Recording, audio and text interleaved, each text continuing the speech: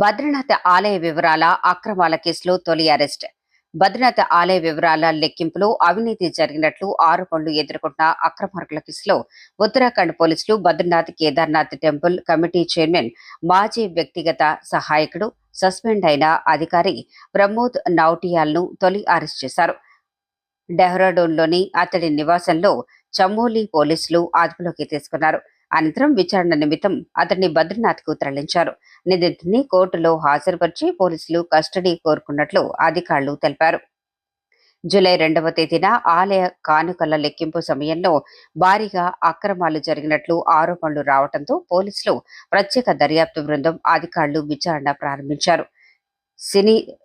CCTV footage పరిశీలనలో ప్రమోద్ నౌటియాల్ నగదు లెక్కింపు గది నుంచి తన వ్యక్తిగత కార్యాలయానికి పలుమార్లు వెళ్లినట్లు గుర్తించారు.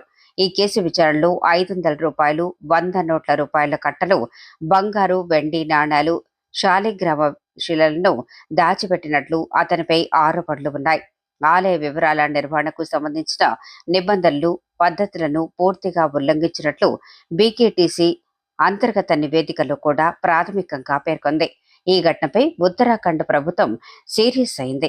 ఈ క్రమంలోనే గర్వాల్ డివిజన్ కమిషనర్ నేతృత్వంలో 3 సభ్యులతో ఉన్నత స్థాయి విచారణ కమిటీని ఏర్పాటు చేసి పూర్తి స్థాయి దర్యాప్తునకు ఆదేశాలు జారీ చేసింది. ఇదిలా ఉండగా కేదార్నాథ్ ఆలయ నిధుల వినియోగంలోనూ అక్రమాలు వెలుగుచూశాయి. వీఐపీల వసతి, భోజనాల పేరిట నిబంధనలకు విరుద్ధంగా నిధులు విడుదల చేసినట్లు ప్రాథమిక విచారణలో తేలింది.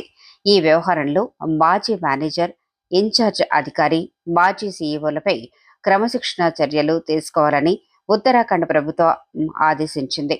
మరోవైపు తన సస్పెన్షన్ ఎఫ్ఐఆర్ను సవాల్ చేస్తూ ప్రమోద్ నౌటియాల్ ఉత్తరాఖండ్ హైకోర్టును ఆశ్రయించారు.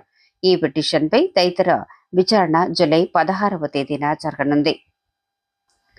ఈ పిటిషన్పై తదుపరి విచారణ జూలై 16వ తేదీన జరగనుంది.